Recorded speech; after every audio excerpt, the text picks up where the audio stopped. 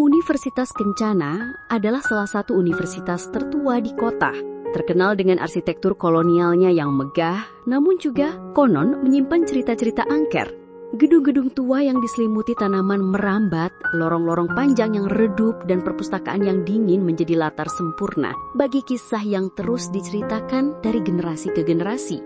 Bagaimana kisahnya? Mari kita dengarkan kisah yang penuh misteri ini. Semoga kita semua selalu diberikan kekuatan iman dan kesehatan sehingga dapat menjalani kehidupan ini dengan penuh keberkahan dan kebahagiaan. Rian, seorang mahasiswa tingkat akhir, tidak pernah percaya pada cerita-cerita itu. Baginya, perpustakaan adalah tempat paling nyaman untuk belajar, terutama di malam hari saat sepi. Ia sering menjadi satu-satunya mahasiswa yang tersisa hingga petugas keamanan datang untuk menutup gedung. Suatu malam, saat ia sedang membaca buku di bagian rak paling terpencil, ia mendengar bisikan. Awalnya, ia mengira itu hanya angin, tetapi bisikan itu semakin jelas terdengar seperti gumaman tak beraturan. Rian menoleh, namun tidak ada siapapun. Merasa canggung, ia mencoba mengabaikannya dan kembali fokus pada bukunya. Beberapa hari kemudian, kejadian serupa terjadi. Kali ini bukan hanya bisikan, melainkan juga rasa dingin yang tiba-tiba menusuk punggungnya, seolah-olah seseorang berdiri tepat di belakangnya. Rian memejamkan mata, menarik nafas dalam-dalam, dan ketika ia berbalik, lagi-lagi tidak ada apa-apa. Jantungnya berdebar lebih kencang dari biasanya. Ketakutannya semakin nyata ketika ia mulai melihatnya. Di sudut koridor yang jauh, ia melihat bayangan putih sekilas, seperti seseorang mengenakan seragam mahasiswa. Ketika ia berkedip, bayangan itu lenyap. Teman-temannya menertawakan ceritanya, menganggapnya terlalu banyak begadang. Namun, Rian tahu ada sesuatu yang tidak beres. Perpustakaan tua itu menyimpan legenda tentang hantu muka rata, seorang mahasiswi yang meninggal tragis di sana bertahun-tahun lalu. Konon, ia jatuh dari lantai 3 dan wajahnya hancur tak terkenali, sehingga ia kembali sebagai sosok tanpa wajah. Malam ini, Rian kembali ke perpustakaan untuk mengerjakan skripsinya. Jam menunjukkan pukul 11 malam. Lorong-lorong sunyi dan hanya ada Rian. Tiba-tiba, ia mendengar suara langkah kaki yang sangat pelan dari dalam rak buku di sebelahnya. Ia menahan nafas. Langkah itu berhenti. Rian memutar kepalanya. Perlahan, dan matanya melebar melihat sosok itu. Seorang wanita berambut panjang terurai, mengenakan seragam putih, berdiri tak bergerak membelakangi Rian hanya beberapa meter darinya. Rian merasakan hawa dingin yang luar biasa. Ia memberanikan diri, mencoba berkata, "Maaf, perpustakaan sudah mau tutup."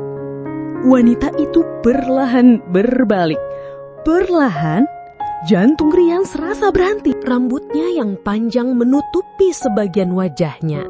Tetapi ketika ia mengangkat kepalanya, Rian melihat wajahnya sebuah bidang datar tanpa mata, tanpa hidung, tanpa mulut.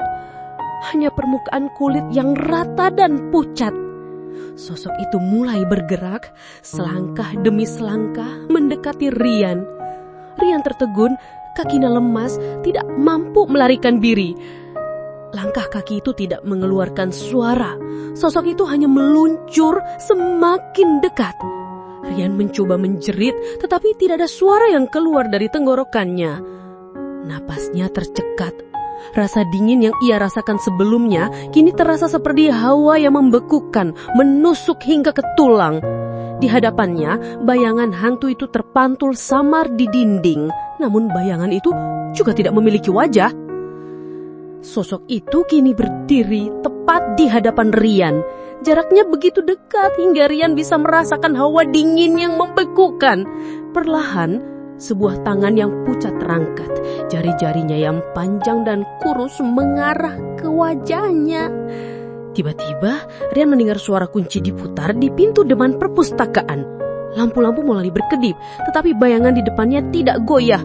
Tangan itu semakin dekat, dan Rian melihat bayangannya sendiri terpantul pada permukaan kulit yang rata dan pucat di depan matanya. Jari-jari pucat itu menyentuh dahi Rian. Sentuhannya terasa seperti es. Seketika Rian terasa kesadarannya ditarik masuk ke dalam pusaran dingin yang pekat. Pandangannya mulai kabur, suara kunci-kunci yang diputar di pintu depan menjadi dengung yang jauh. Ia merasakan embusan napas yang anehnya berbau seperti debu dan kertas tua. Namun embusan itu tidak datang dari sosok di depannya, melainkan dari dalam dirinya sendiri. Samar-samar ia melihat bayangan hantu itu berkedip-kedip di permukaan wajahnya yang rata, dan lalu bayangan itu mulai bergerak perlahan. Bayangan itu yang sebelumnya hanya pantulan samar, kini semakin jelas dan nyata. Garis-garis tipis mulai muncul di permukaan wajah Rian, seolah-olah ditarik dari dalam. Ia merasakan kulitnya ditarik, ditekuk dan ditekan, seolah ada tangan tak terlihat yang mengukir wajahnya sendiri. Rian mencoba menggerakkan tangannya untuk menyentuh wajahnya, tetapi tubuhnya tidak merespons. Ia terjebak dalam kengerian yang tak terlukiskan, hanya bisa menjadi saksi atas apa yang terjadi pada dirinya. Dengungan di telinganya semakin keras dan pandangannya sepenuhnya gelap. Rian tidak bisa melihat apa-apa, tetapi ia bisa merasakan kekosongan yang dingin. Tiba-tiba ia menyadari suara-suara bisikan yang ia dengar selama ini, bisikan-bisikan tanpa makna yang ia kira hanya lagu Maman Angin, kini terdengar jelas. Kau di sini, kau sudah menjadi kami. Kemudian ada suara ketukan dari luar, pintu perpustakaan berderit. Mas Rian, sudah mau tutup loh. Suara petugas keamanan memecah keheningan. Rian merasakan sebuah tarikan kuat, seolah ada dua kekuatan yang perebutkan dirinya. Suara bisikan di telinganya menjadi jeritan yang menusuk, sementara suara petugas keamanan semakin jelas. Pandangannya perlahan mulai kembali, menampilkan pemandangan yang kabur dari rak buku di depannya. Sosok wanita berambut panjang itu lenyap, meninggalkan hanya bau debu dan dingin yang menusuk. Rian tersentak, ia berdiri di sana, sendirian. Kakinya gemetar, lampu-lampu di perpustakaan berkedip, lalu kembali menyala normal.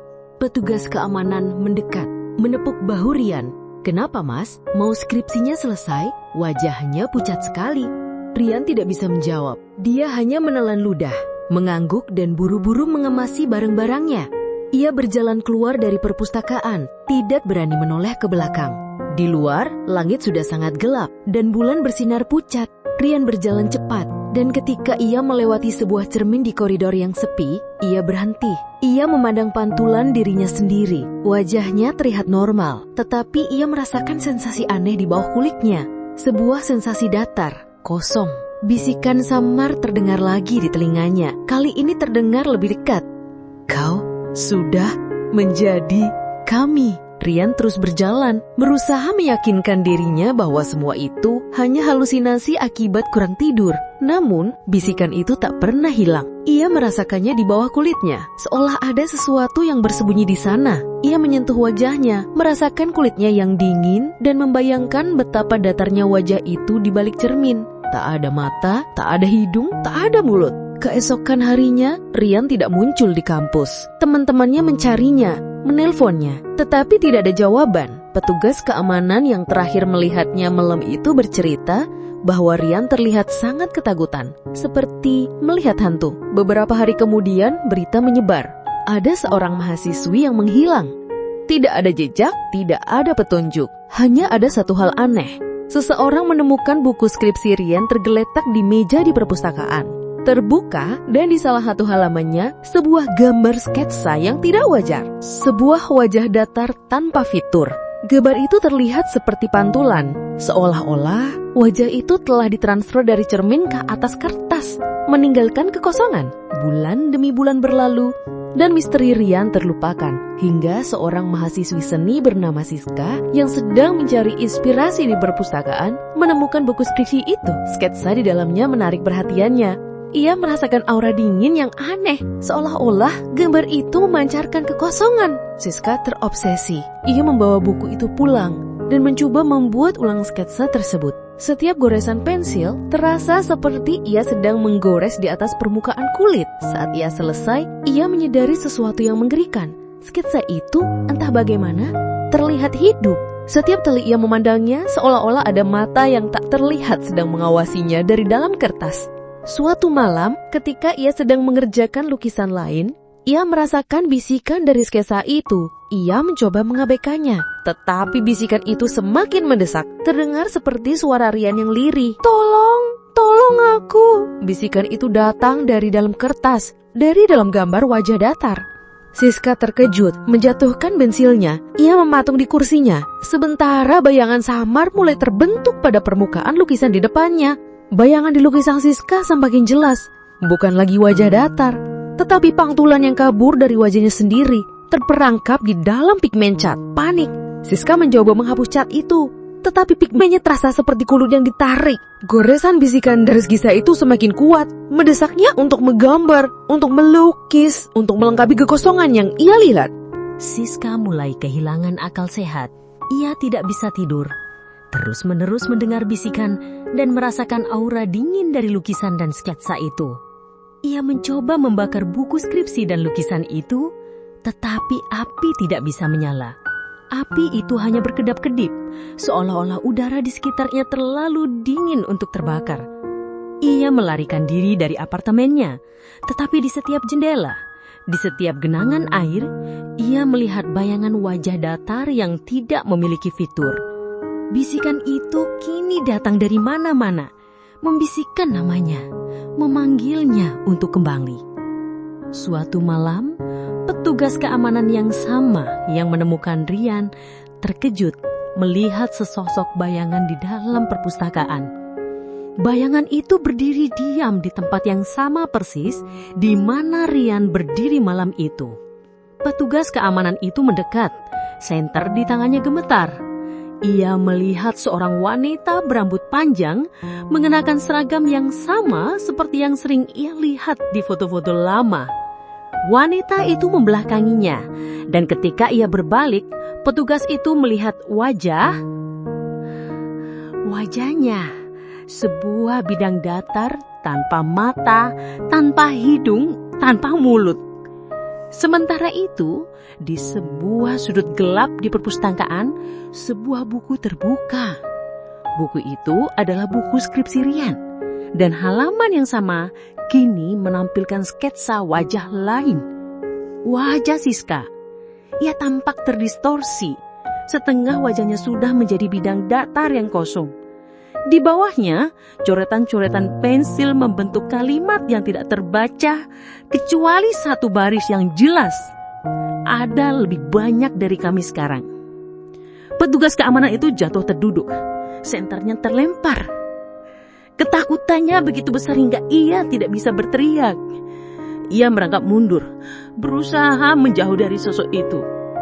Sosok itu tidak bergerak, hanya berdiri di sana, di tengah koridor, di bawah cahaya lampu yang berkedip-kedip. Tangan petugas keamanan itu meraba-raba di belakangnya, mencari jalan keluar. Hingga dia menyentuh sesuatu yang lembut dan dingin. Ia menoleh. Tepat di sampingnya, berdiri sosok lain, mengenakan seragam mahasiswa. Sosok itu perlahan berbalik. Wajahnya, tangan-tangan pucat kini mendekat, mengarah ke wajah petugas keamanan itu. Tetapi kali ini ada bisikan yang lain. Sebuah bisikan yang berdesi dari sudut-sudut koridor. Sebuah suara baru yang terdengar seperti banyak suara yang bercampur menjadi satu, berbisik, "Kami haus. Kami butuh wajah." Petugas keamanan itu tidak pernah kembali berpekerjaannya. Pihak universitas mengatakan ia mengundurkan diri karena alasan kesehatan. Namun rumor yang beredar di kalangan staf lama menyebutkan ia tidak pernah pulih dari trauma yang dialaminya. Ia sering terlihat bergumam sendiri, dan kadang-kadang ia akan menatap pantulannya di cermin atau jendela dengan ketakutan di matanya. Seolah-olah ada sesuatu yang mencoba keluar dari dalam dirinya. Misteri Rian dan Siska pun berganti nama menjadi misteri mahasiswa yang hilang. Sebuah cerita horor yang terus diceritakan di kalangan mahasiswa baru. Namun, sebuah hal aneh mulai terjadi. Pada malam hari, di koridor-koridor sepi, para mahasiswa mulai mengeluhkan mendengar bisikan samar. Awalnya mereka mengira itu hanya angin atau lelucon, tetapi bisikan itu semakin jelas. Datang dari dalam cermin di kamar mandi, dari layar laptop yang mati, bahkan dari pantulan di genangan air hujan. Kami butuh kawan. Kami ingin main. Di dalam perpustakaan, buku skripsi Rian masih berada di tempat yang sama. Namun, di halaman yang sebelumnya kosong, kini muncul sketsa lain. Sebuah wajah yang tidak lengkap. Wajah seorang mahasiswa yang baru saja memulai semester barunya di Universitas Kencana. Mahasiswa itu adalah Dani. Ia tidak tahu apa-apa tentang legenda hantu muka rata. Malam itu, ia sedang duduk sendirian di depan laptopnya di kamar asrama. Tiba-tiba, layar laptopnya yang gelap memantulkan bayangan. Bukan bayangannya sendiri, melainkan bayangan yang kabur. Dengan rambut panjang terurai dan tanpa wajah. Dani menoleh ke belakang, namun tidak ada siapapun di sana. Jantungnya berdebar kencang. Ia menyentuh layar laptopnya dan kedinginan yang menusuk menyebar ke seluruh tangannya. Ia mencoba menyalakan laptopnya tetapi tidak berhasil. Layar itu tetap hitam dan di dalamnya bayangan tanpa wajah itu perlahan mulai bergerak, menari-nari dalam keheningan. Bisikan yang samar terdengar di telinganya, seolah datang dari dalam laptop itu sendiri. Bisikan itu memanggil namanya berulang-ulang dengan suara yang terdengar seperti banyak orang yang berbicara bersamaan. Kami butuh kawan. Kami ingin main. Di dalam perpustakaan, buku skripsi Rian masih berada di tempat yang sama. Namun, di halaman yang sebelumnya kosong, kini muncul sketsa lain. Sebuah wajah yang tidak lengkap. Wajah seorang mahasiswa yang baru saja memulai semester barunya di Universitas Kencana. Mahasiswa itu adalah Dani. Ia tidak tahu apa-apa tentang legenda hantu muka rata. Malam itu, ia sedang duduk sendirian di depan laptopnya di kamar asrama. Tiba-tiba, layar laptopnya yang gelap memantulkan bayangan. Bukan bayangannya sendiri, melainkan bayangan yang kabur dengan rambut panjang terurai dan tanpa wajah. Dan menoleh ke belakang, namun tidak ada siapapun di sana. Jantungnya berdebar kencang. Ia menyentuh layar laptopnya dan kedinginan yang menusuk menyebar ke seluruh tanahnya. Ia mencoba menyalakan laptopnya tetapi tidak berhasil. Layar itu tetap hitam dan di dalamnya bayangan tanpa wajah itu perlahan mulai bergerak, menari-nari dalam keheningan. Bisikan yang samar terdengar di telinganya seolah datang dari dalam laptop itu sendiri. Bisikan itu memanggil namanya berulang-ulang dengan suara yang terdengar seperti banyak orang yang berbicara bersamaan. Dani, lihat kami. Dani panik, mencabut kabel laptopnya lalu melemparnya ke lantai. Ia berlari ke kamar mandi, mencoba membersihkan pikirannya. Di dalam cermin kamar mandi, ia melihat pantulannya. Wajahnya tampak normal, tetapi ia melihat ada kerutan aneh di bawah matanya, seolah-olah seseorang telah mencoba menggambar di sana. Ia mengusap wajahnya, tetapi garis itu tidak hilang. Garis itu semakin dalam, semakin jelas, seperti sebuah cetakan yang sedang diukir ke dalam kulitnya. Tiba-tiba suara getukan terdengar dari pintu kamar mandi. Dani, kamu di dalam? Suara meman sekamarnya Gilang terdengar khawatir. Dani tidak bisa menjawab. Ia hanya bisa menatap pantulannya di cermin, melihat garis-garis itu semakin jelas, membentuk sketsa wajah yang kosong, wajah yang sama yang ia lihat di layar laptopnya. Ketukan itu semakin keras, bisikan di telinganya semakin jelas. Kau sudah menjadi kami. Ketukan di pintu kamar mandi berhenti tiba-tiba. Sebagai gantinya terdengar suara tawa yang aneh, tawa yang tidak berwajah dari luar. Dani mencoba membuka pintu, tetapi pintu itu terkunci. Ia menggedornya dengan panik, tetapi tidak ada jawaban dari Gilang. Di dalam cermin, sketsa wajah kosong itu kini bergerak, seolah-olah mencoba melepaskan diri dari pantulannya. Dani merasakan sakit yang luar biasa di wajahnya. Ia menyentuh kulitnya dan merasakan tonjolan-tonjolan aneh yang muncul, seperti gumpalan kecil yang bergerak di bawah kulitnya. Bisikan-bisikan itu kini berganti menjadi nyanyian, sebuah melodi yang aneh dan menyeramkan. Satu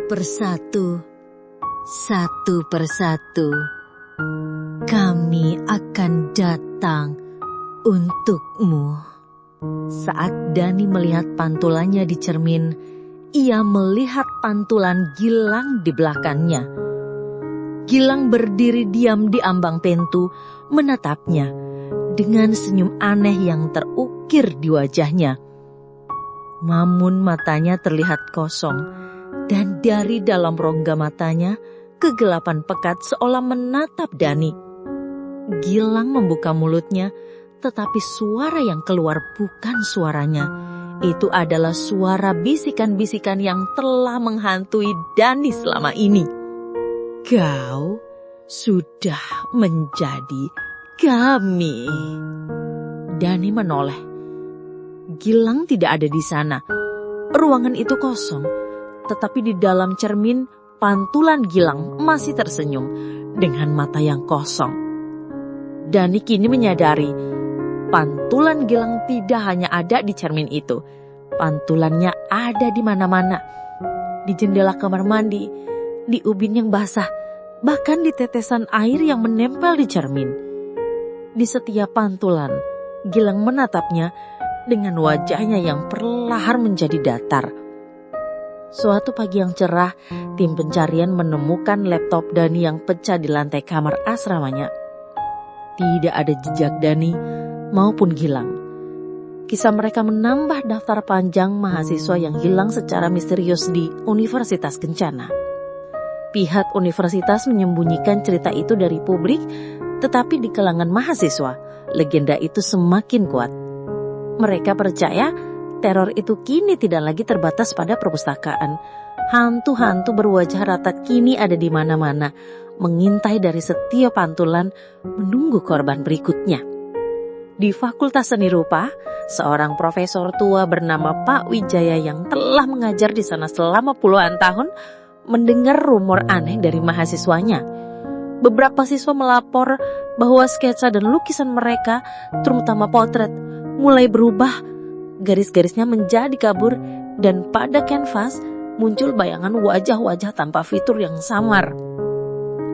Pak Wijaya yang seorang pria pragmatis dan tidak percaya tahayul menganggap ini hanya lelucon. Sampai suatu malam, ia sendirian di ruang kerjanya melihat pantulannya sendiri di jendela gelap. Ia melihat pantulannya sendiri, tetapi di belakangnya berdiri barisan wajah-wajah tanpa fitur menatap lurus ke arahnya. Mereka semua memakai seragam mahasiswa, tetapi ada satu sosok yang menonjol. Seorang wanita berambut panjang dengan seragam putih. Sosok itu perlahan mengangguk lalu berbisik, "Kau akan tahu rahasia kami." Tubuh Pak Wijaya kaku. Ia tidak bisa bergerak.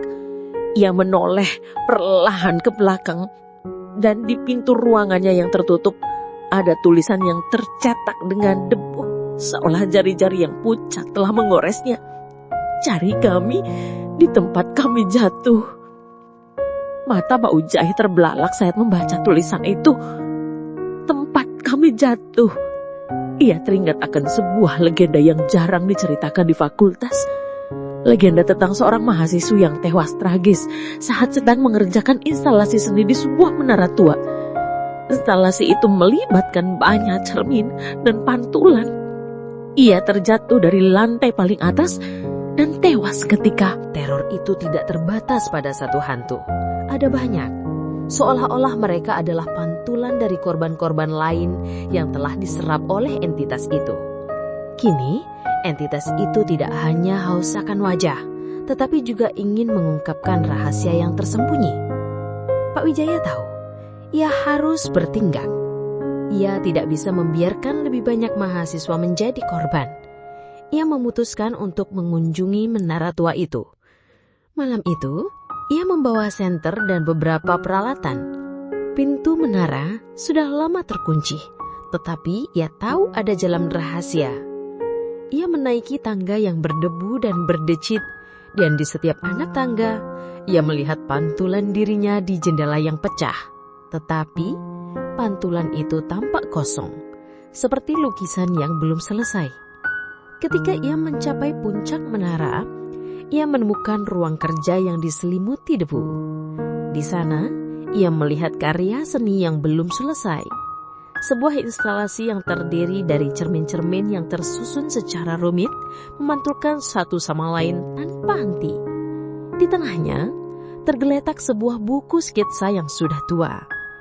Ia membuka buku itu dan di dalamnya ada sketsa wajah seorang mahasiswi yang cantik. Di bawahnya, sebuah tulisan tangan yang indah berbunyi, "Aku tidak akan pernah sendirian." Pak Wijaya membalik halaman. Setiap halaman adalah sketsa wajah seseorang dari Rian, Siska, Dani hingga Gilang. Tetapi di halaman terakhir ada sketsa wajah yang berbeda. Wajahnya sendiri. Namun, setengah wajahnya sudah diukir dengan garis-garis yang kabur. Ia mengangkat kepalanya dari buku dan melihat pantulan dirinya di salah satu cermin di instalasi itu. Wajahnya di cermin itu sudah sepenuhnya datar, kosong, dan tidak berwajah. Di belakangnya, barisan hantu berwajah datar menatapnya, mengangguk dan tersenyum. Di tangannya, buku sketsa itu bergetar. Halaman-halaman mulai membalik dengan sendirinya. Bisikan-bisikan dari sudut-sudut ruangan kin menjadi tawa yang aneh. Tawa dari banyak suara yang tercampur jadi satu. "Kau tahu rahasia kami. Kau sudah menjadi kami." Dan di ruang kerja yang sepi itu, di puncak menara tua itu, seorang profesor tua berdiri membeku. Di depannya, instalasi cermin-cermin itu memantulkan satu wajah datar ke wajah datar lainnya. Di dalam pantulan itu, ada banyak sekali wajah yang kosong. Dan di tengah-tengahnya, ia bisa melihat pantulan yang baru, wajah Pak Wijaya. Pak Wijaya menyadari, ia tidak lagi memiliki kendali atas dirinya. Ia tidak bisa bergerak, tidak bisa berteriak. Ia adalah bagian dari mereka, sebuah kesadaran kolektif yang terjebak dalam kengerian abadi. Ia bisa melihat melalui mata pantulan-pantulan yang kini berkeliaran di seluruh kampus, mengintai di setiap permukaan yang memantulkan cahaya. Ia melihat Rian yang berdiri di depan perpustakaan, Siska di depan lukisan, dan Gilang yang menunggu di kamar asrama.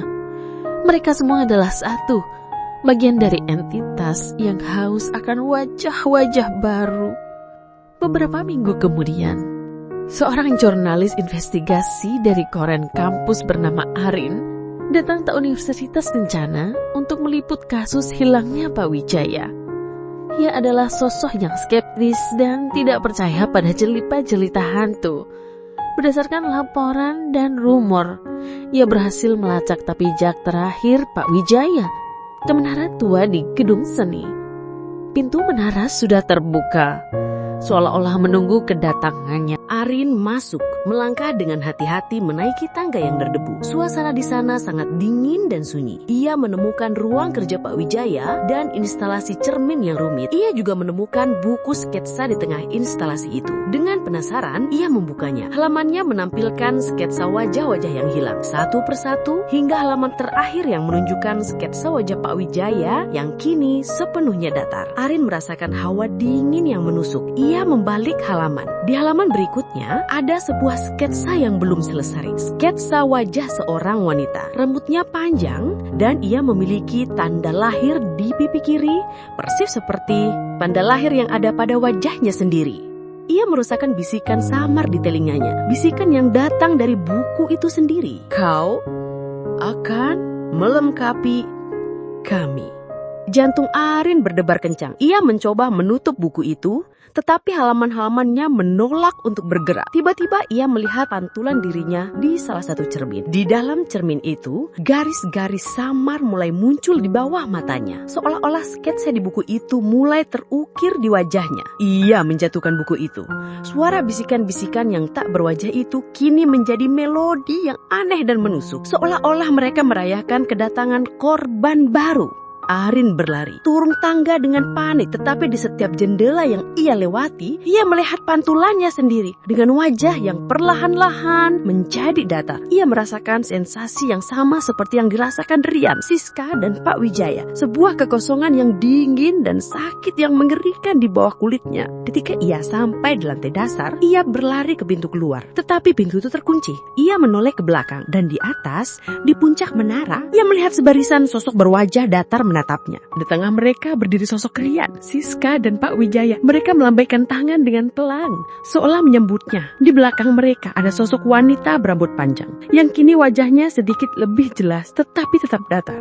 Ia tidak bisa lari, tidak bisa bersembunyi. Di setiap pantulan, di setiap permukaan yang mengkilap, ia melihat wajahnya perlahan-lahan menghilang, digantikan oleh kekosongan yang dingin. Ia melihat pantulan di layar ponselnya yang mati, di kacamata yang ia pakai, di kancing jaketnya yang mengkilap. Di setiap pantulan, wajahnya semakin rata. Di dalam menara tua di ruang kerja yang diselimuti debu, buku sketsa itu terbuka pada halaman baru. Halaman itu kosong, menunggu korban berikutnya.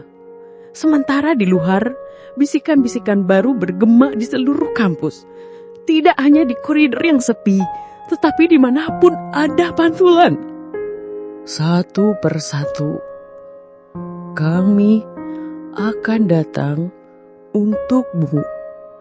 Beberapa tahun kemudian, kisah tentang hantu muka rata di Universitas Kencana telah menjadi legenda yang diperbarui dan diceritakan setiap tahun dalam acara orientasi mahasiswa baru. Kisah ini diceritakan dengan nada yang ringan, terkadang disisipi lelucon dan dianggap sebagai cerita seram klasik yang menghibur. Anak-anak baru akan berteriak, tertawa, dan dengan berani berfoto di depan perpustakaan atau gedung seni yang tua. Seorang mahasiswi senior, Clara, yang bertugas sebagai pemandu dalam tour sejarah kampus, tersenyum sinis setiap kali ia menceritakan legenda itu.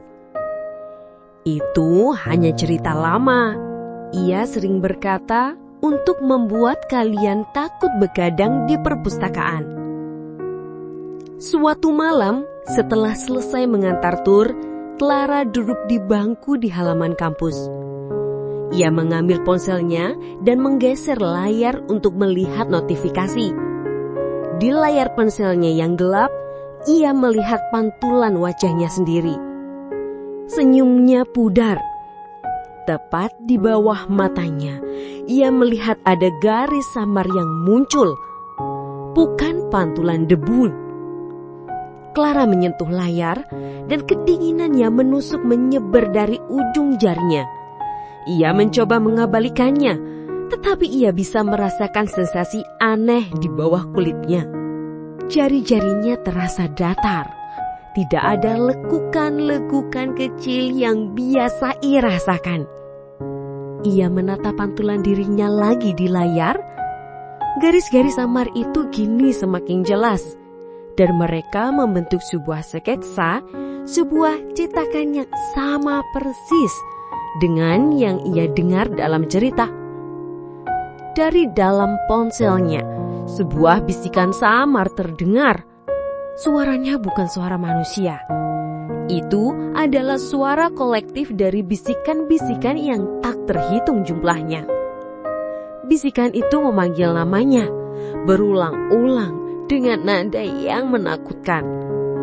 Clara, kau akan menjadi kami. Clara menjatuhkan ponselnya, dan di layar yang retak, wajahnya kini terpantul, perlahan-lahan menjadi kosong. Dan kisah pun berakhir.